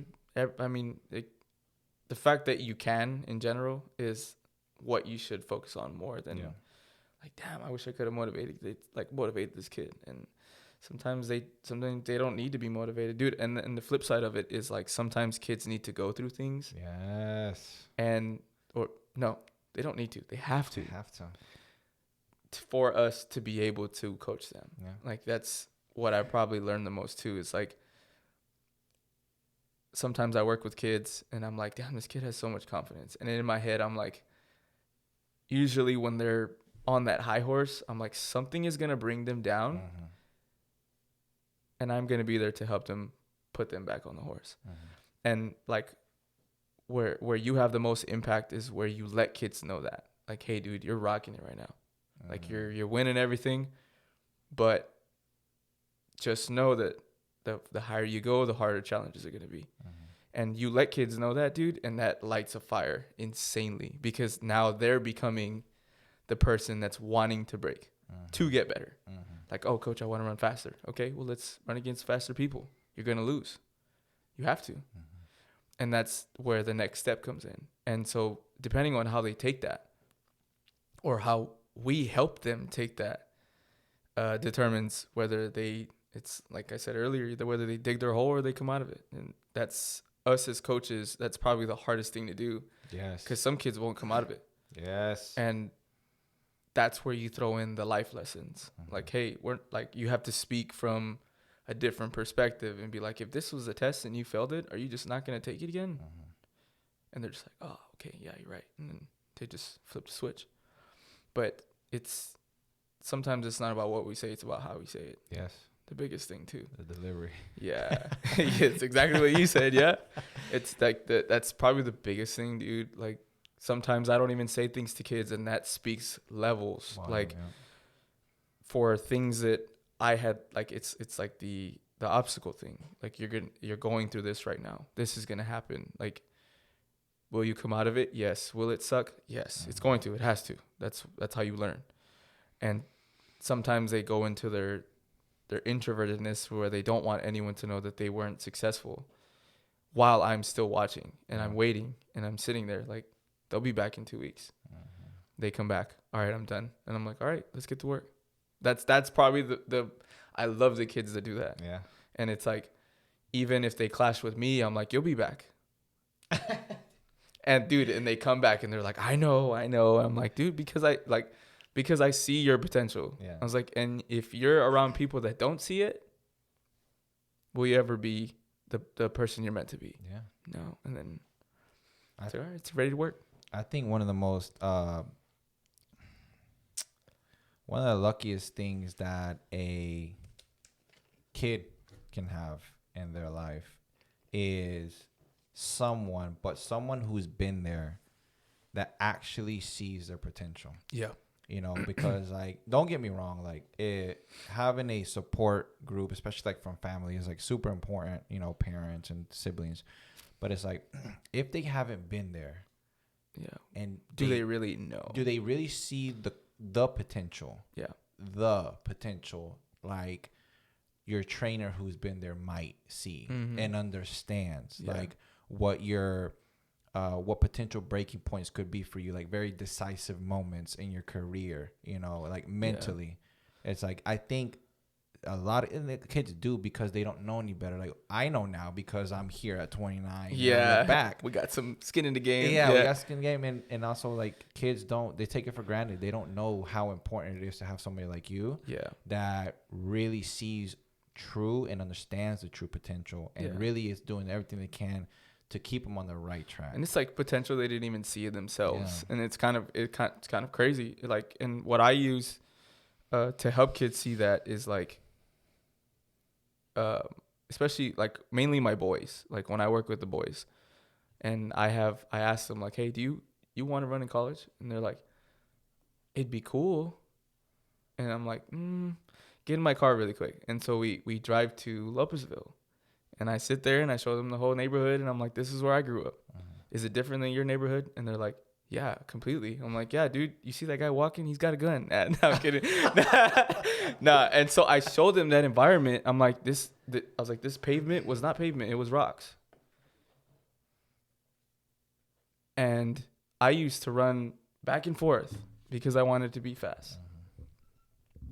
And no one had to be there to motivate me. And it was more like you kind of show them where you're from, and they're just like, damn, like, yeah, dude, I did this myself. Like this, if I can make it out of this environment, and it was way worse back then. It was really bad back then. If I can make it out of this, and we go to your neighborhood and it's completely different, can you run in college? Yeah, definitely. Yeah, no shit. Cause you finally saw where, like, on the flip side, like, this is where I'm from, dude. Like, if I can have the capability of getting to that level, and you have a phenomenal support system. Yeah. I had nothing. My parents were like, I love my parents, bro. But when I was in high school, they never went to a track meet. They never went to a football game because they were working all the time to help us, like to put food on the table, to, you know, do everything they need to. Like I would get home sometimes and they were at work. Yeah. And I would just go home and everything was self-driven. Like my siblings thought I was crazy too, because I was like, they're like, how do you play sports? I'm like, well, I don't know. I just do it. Like I just like to do it. And that was kind of like my thing, to where I let kids know that I'm like, you have a choice. I was like, from my perspective, I wanted to be successful. I wanted to run in college. I didn't have a choice. That was my only thing. I'm going to do this. And that was what I told my parents when I was like a junior, dude. I was like, no, I'm going to run in college. Like, I don't care what you say. I'm going to leave. I'm going to run in college. And then I think there was one time, my mom probably freaking hates me for this. So I qualified to nationals my sophomore year and I met a coach who was from Central Texas. Hmm. So the following year, he was like, "Hey, come run for me in A&M, and we'll pay for your hotel." And I was like, "Okay." I was like, "So I told my mom, I was like, "You're gonna drive me over there?" And she's like, "No." It's like, "Why are you gonna go to A? You don't even know this guy." And I'm like, "I'm gonna bus by myself if you're not taking me." I was like, "There is no choice. Mm-hmm. I'm going." And she was like, "You're not gonna go, whatever." And so that was where, and we talk about it now and we laugh about it. Mm-hmm. And I told her, I was like, that was the Valley mindset. Yeah. That was the clash. Like, she was like, "You're not gonna go. You don't even know this guy, whatever." I was like, "I am not missing an opportunity to run at Texas A&M Yeah. for our mentality of the culture." Yeah.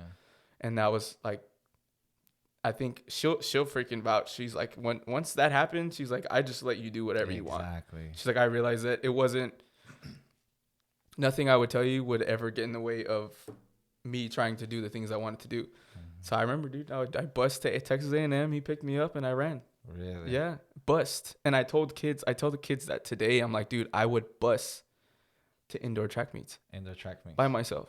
And it's not the best place. It is not the best place.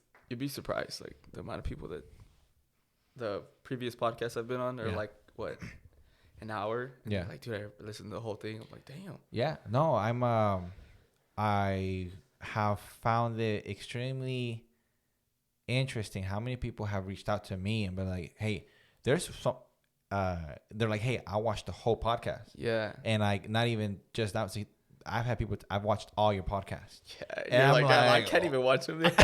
I lived them. Yeah, and I'm like, oh, I like that makes me feel like, I mean, not that because sometimes you don't feel like you're being supported, but you actually are. exactly. Yeah.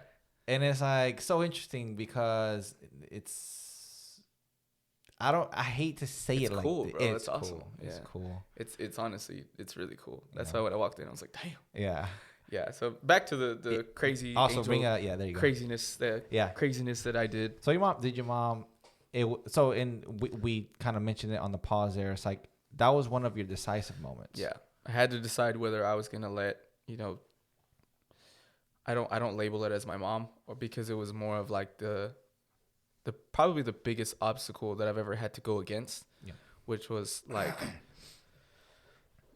making the decision to get outside of my environment. And that's kind of what drove me, was like, oh, if I'm able to run against people at Texas A&M, then that raises my standard when I get back, like for myself. Mm-hmm. So yeah, I had bust and by myself, and probably ran into like 4 random people that I did not know on a bus, like driving buses. Yeah, and it's because you're saying it BUSED or Oh yeah, bust like drove a bus. Yeah. Okay.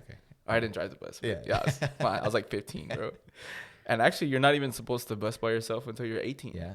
And that was like the legal thing. And I remember telling the lady at the Greyhound, I was like, yeah, I'm busing to go run at a college track or indoor track meet. Mm-hmm.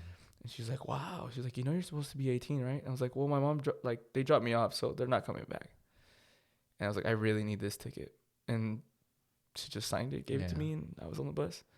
And that whole drive was like a weight taken off my shoulder. And I was just like, damn, like I'm really doing this. Like we're really doing it by myself.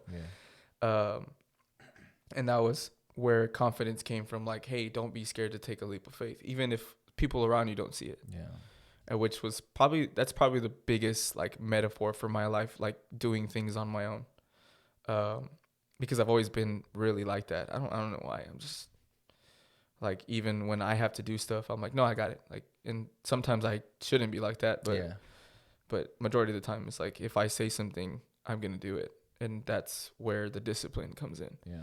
Because if it's something that's worth, 1 to 3 to 5 years, like kind of like with coaching, I started out with like 4 people. Now it's like, I'm working with more than 50 athletes a week, which is a lot. It's crazy. I don't ever think about it until you think about it. Until my kids say like, dude, there's so many people in here. You're the only one training them. Mm-hmm.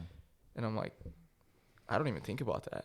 And parents see it, and parents let me know, like, how do you, I don't know. I just love doing it. I fall in love with doing it. And that's what keeps it revolving. Yeah. that's the passion. That's where the energy comes in of every single day.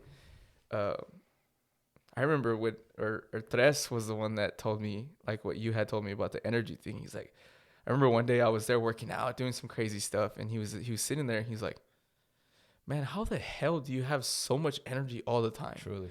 I'm like, and I had told him about the kids with the leg thing. Yeah. Like, because while we're in here doing what we do, even if we don't feel like doing it, there's a kid out there who wishes that they could just walk. Like, and he was just like, damn. And he started warming up, and I was like, yeah, dude, it's only, it only seems like, I would say, an obstacle based on how you see it. Yeah. And it was, man, I kind of want to, like, you know, emphasize that, like, it's truly impressive, guys. Like, this guy in his work environment, like, the energy level, it's like, don't get me wrong, like, I mean, everybody has, you know, their own coaching style and whatnot, but ridiculously impressive, like, how while you're training kids, you're energetic. And it's like, I don't know if people understand what I mean by energetic. It's like you're constantly in a pump up type of mood, and that's, you know, essentially the vibe that you bring to your environment. And I think it's like, what other, that has to be the best vibe that you can bring to kids that you're trying to train, dude, so they can perform or at least train at a maximum level. You know? I mean, because there's even some days where you don't have to.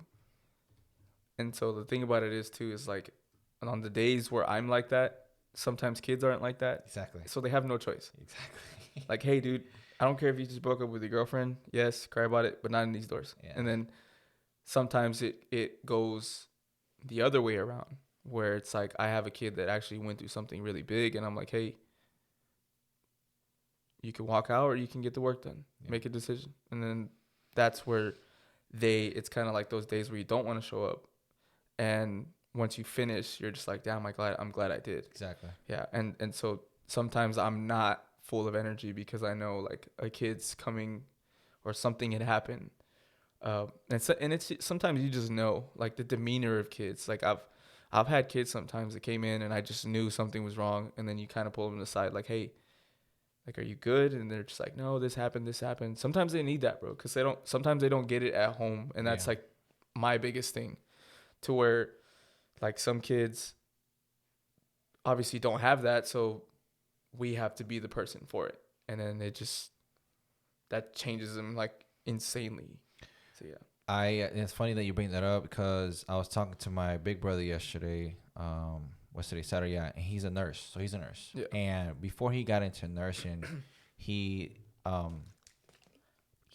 always thought that he was gonna be able to, or have that type of strength to keep work at work and home at home, in a sense. Like, never bring work home with you. And obviously, as a nurse, the only real way you bring home work with you is by the things that you see. You know, the pain that people go through, and obviously sometimes, unfortunately, death. And he called me yesterday, and he's like, man, hey, he's like, I just needed to talk. You know, and my brother calls me to talk when he can't anymore, type of thing. And it got to a point where one of his things, his biggest thing that impacted him the most, was that he had to watch, like, a family, or I think he specifically said, like, a daughter, like, kind of watch her dad, like, you know, pass away in front of her in the hospital, because the patient or the dad had made that decision. Hey, you know, that's it. Like, I give up, type of thing. I can't keep going through these, you know, things that might save me and might not. He's like, I'm tired, type of, you know, mentality. And, you know, the girl understood, you know, and I think he said, like, in that room, or he always wondered, like, that there's people out there that go through that type of thing, and obviously this is to the extreme, on their own, because they don't have anybody. Maybe they don't have good relationships, like, with parents or siblings, and they kind of feel that sometimes they have to take those you know, emotions, those fears, those doubts, those bad self-talks, you know, bad experiences on their own. So it's ridiculously so accurate when you say that sometimes you as a trainer have to be that person, because, and my brother mentioned, it's like, we really don't understand what constant negativity or constant like bad moments can do with someone when they don't speak to someone about it. It's like it can go to the extreme. It can get really bad. It can get dark. Yeah. It can get super dark. So I think that you saying that sometimes you have to be that for your trainees or, you know, For kids, true. dude. Like For kids. That's the biggest thing. The biggest thing. Yeah. And then for them, it's like, it's reassuring for them sometimes knowing that they have someone in their corner that's like, sometimes I have to say things to them that their parents can't. Yeah. That's where it's like way beyond the whole training realm. Like I've had kids where sometimes sessions were just like sitting for an hour talking about stuff in relation to like us actually working out. And I'm like, no, today we're not going to do that. Yeah. And I think the biggest impact comes from those days rather than whether we had a fancy workout or something like that. Because you're training humans. Like it's never too much science. It's never too much cool, flashy stuff or any fluff that you see. It's about how you're helping. Yeah. Like how you're serving them at that time of their lives. Like that's really what I understand the older that I get. It's like, yes, I'm making them fast. Yes, they're getting strong. But what am I really doing for this kid? Yeah. And 40, 50 kids. Yeah. No, I agree. And man, so let me ask you this. What is that? Oh, first of all, before I ask you this, when you respond, make sure, because I just want to get all your voice. All right. What is that quote that you would recite before competition? You know, the Invictus one? Yeah. You saw the post? Yeah. And you have it tattooed, correct? Yeah, I have it tattooed on my leg. It looks lengthy. It's long, dude. I don't know it word for word now, which is why I got it tattooed. But yeah, it's the Invictus poem. It was kind of something that I just always told myself, like when I noticed that I was struggling. It was, dude, it's weird. Like I used to say it every morning, say it every night, like word for word, and it is long. Yeah. It's like it's like 3 paragraphs? Yeah. And I used to know it, and I would just recite it. I'd be warming up, I'd be setting my blocks, and I'd be saying it, and people were like, you know, when you're talking to yourself and people think that you're talking to them, it was like, what'd you say? I'm like, no, I'm just saying something to myself. And before football games, same thing. I just always said it. I remember I read it when I was going through a lot of stuff, like mentally. And that's kind of where I connect to like the self-help of sticking to like mantras and stuff. Yeah. But Invictus is like unbeatable in a sense to where what you're really stressing about is never really that big. And your character defines how big that can get. Like how do you view things and obstacles, you know, whether you're going through stuff in life and things that you can't ever, or you don't think you can get out of, which honestly aren't that big, because when you get out of them, you're like, damn, that wasn't that bad. It was kind of just the reassurance that I gave to myself. But because when I was younger, I never really had a person to mentor me. Yeah. Which is why like my purpose is to be that mentor that I wish I had when I was a kid. Yeah. Which is where now it's insane the amount of people that I'm mentoring or coaching and stuff like that when you really think about it. Like I think I had posted something about it to where it was like I had noted it first in my notes to where I was like, I want to be the person that I wish I had when I was growing up. And then that one was like blowing up. Everyone was like, damn, dude. Like, yeah, that probably is my purpose in the flesh. Yeah. Like the reason why I wake up and have all the energy and stuff like that, because I'm being that person. Yeah. Now. That you wish you had. Yeah. Damn. Yeah. And I think, I mean, damn. Yeah. No, and I think sometimes that's our purpose, bro. Yeah. And that's a big purpose, man. I think the bigger the purpose, like the bigger the purpose, bigger the impact. The bigger the impact, and obviously the more likely that it continues to drive you, right? Yeah. And everybody has that purpose. How do you? What about plans? Is this it? Like, is it just okay? And like, I meant like, is this it in regards to training kids? But continuously just getting better as a person and obviously Yeah. with your skill? Or Definitely. what do you got going on? Plans for myself, after the whole Olympic weightlifting thing, I want to do what's called a super total, which is probably like the craziest thing ever that you could ever do. Yeah. It's like, so Olympic weightlifting is just clean and jerk and snatch, right? 2 exercises that you can or compete with. And then powerlifting is deadlift, squat, bench. Right. So super total is both all together. And you see like the intensity that people train with Olympic weightlifting and powerlifting. So imagine that in one hoopla. Yeah. Which is pretty crazy. But they told me it was crazy, which is why I want to do it. So if I can do that, dude, there isn't anything that I can't do because that's insane. Yeah. Like you have to be. So if I think I'm already disciplined now, imagine the discipline for that, which is the next step. Yeah. Like, and that's what I had told my coach. Like, I want to do 4 or 5 Olympic weightlifting meets and then do the super total.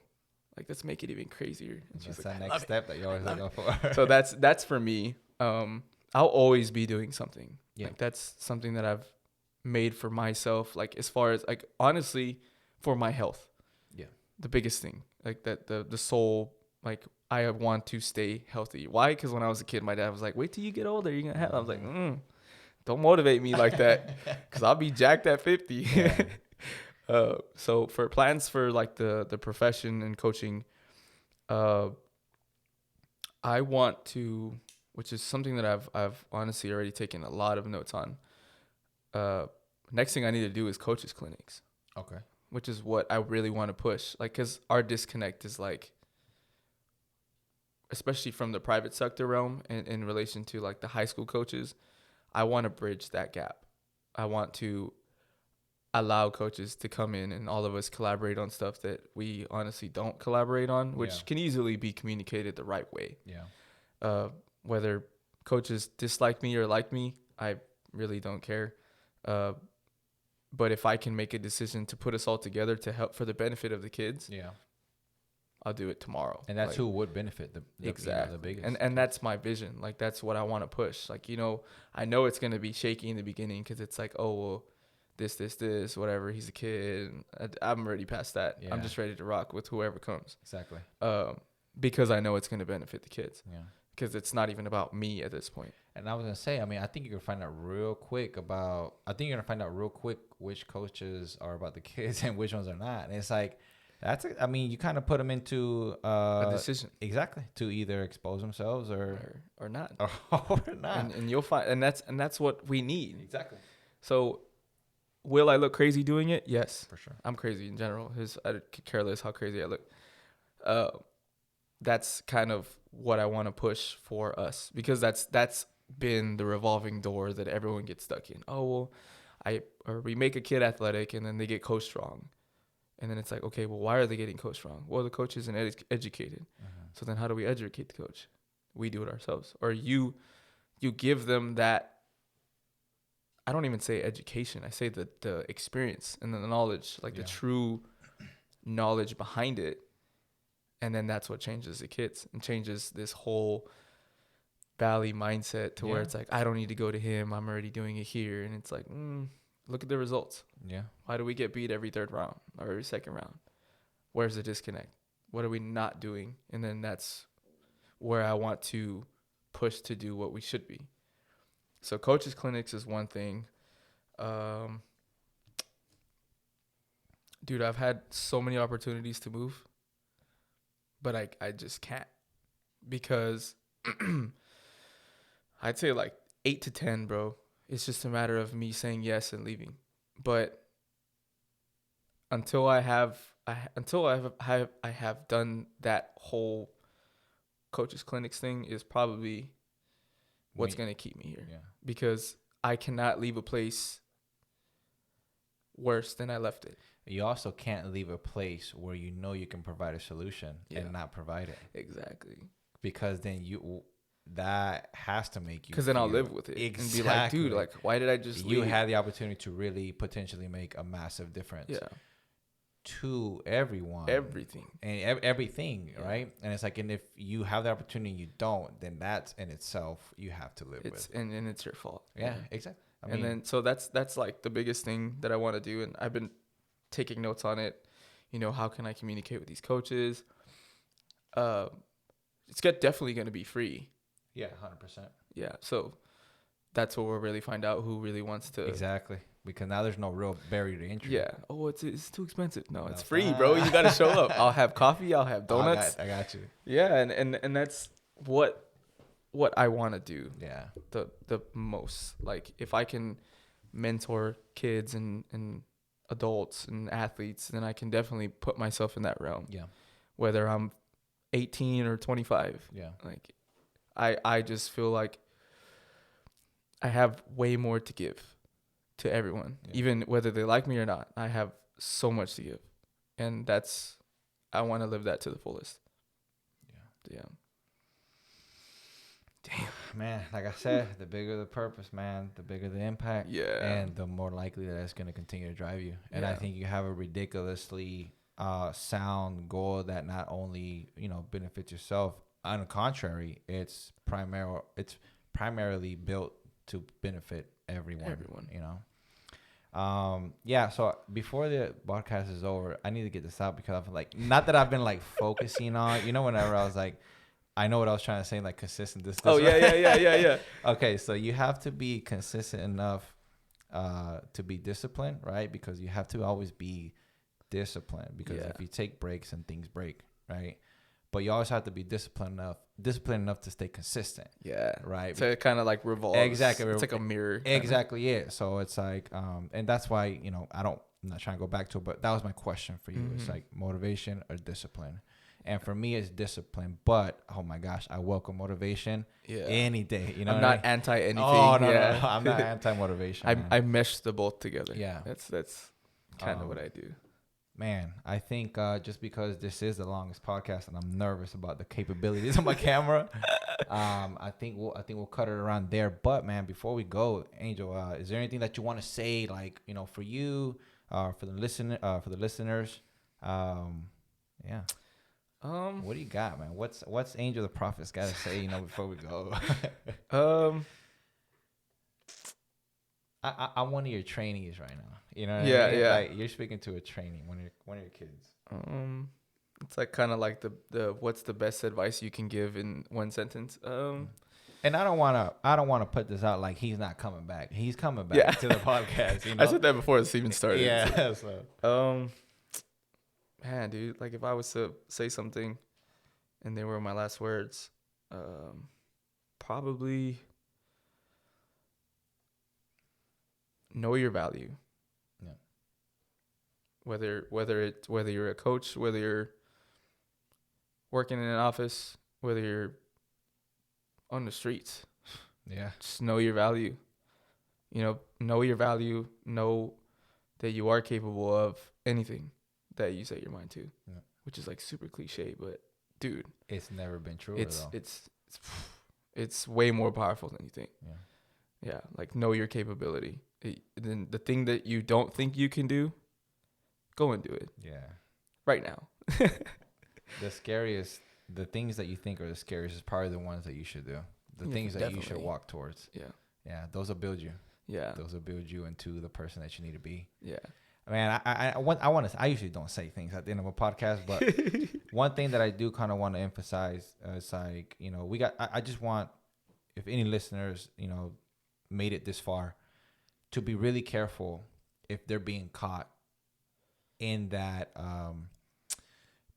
potential situation where they've created a character. Yeah. Like, I think no matter what you do in life, I understand, like, for the most part, there's a place and time for everything, right? But I think you should do your very best to navigate this life as who you are. Yeah. Like, please be very careful, man, because I've been in short moments where I've tried to be a certain person or act a certain way because of my environment. Yeah. And it was a super, super short period. I got out and I was like, I'm not doing that. I'm tired. It's not me. It's not me. It's like, do your very best to be you no matter what. Just be you. When you are you, everything that doesn't that you don't attract, obviously, will be out of your life. Yeah. But the people that are in your life will, because they've accepted for you who you are. Yeah. You know what I mean? So it's like at the end of the day, it's a win-win. Yeah. All right. Your life will consist of the things that are okay with you, value you, or like you for who you are. Mm-hmm. Just be very careful with that, guys. Be you guys. So be crazy. Is that book mine? Yes, it is. Well, so what I do is, like, I read it already. Okay. So I take my notes. Perfect. In that ink, and I think I highlighted it. So you read it, write your name, write the date. Next person. In the ink, right? Yeah. And then when you're done with it, I give it to someone else. Eventually, this will be full names, and you'll see everyone's different perspective. I do that for my kids. Am I writing in it? Yes. Okay. In my ink. In your ink. Yeah. Where'd you get that from? I just thought about it when I was doing it, writing my name and then I think it was the rest book that I read. Okay. I was writing it, and there was something that one of my friends had said that they were complaining about, and I was like, damn, it would be really nice if they read the rest book.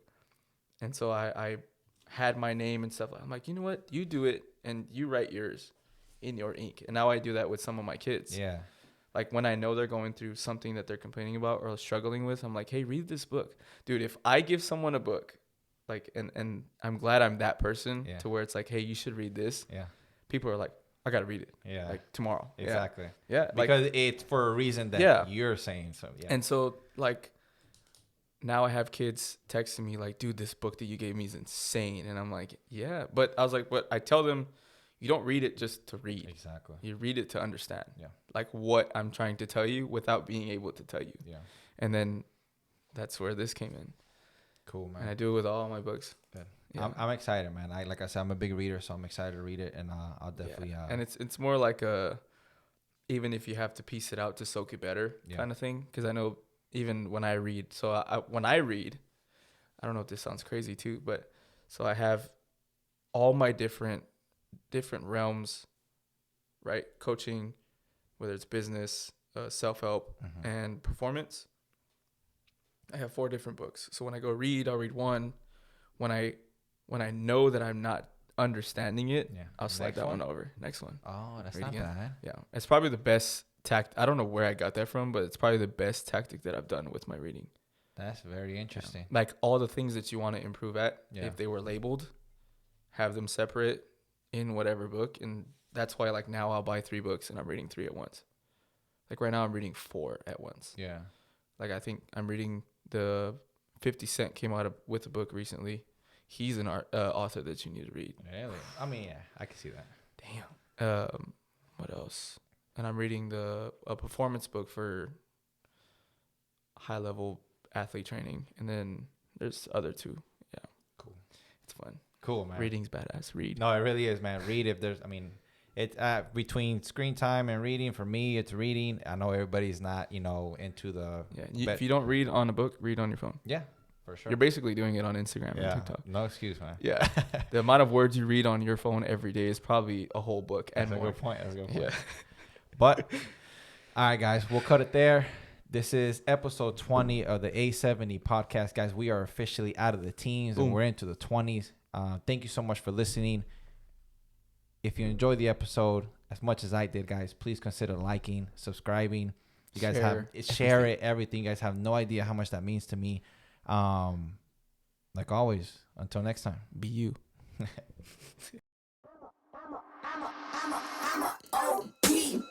Know that they ride or die. I keep boys by my side. Know that they ride or die. I keep boys by my side.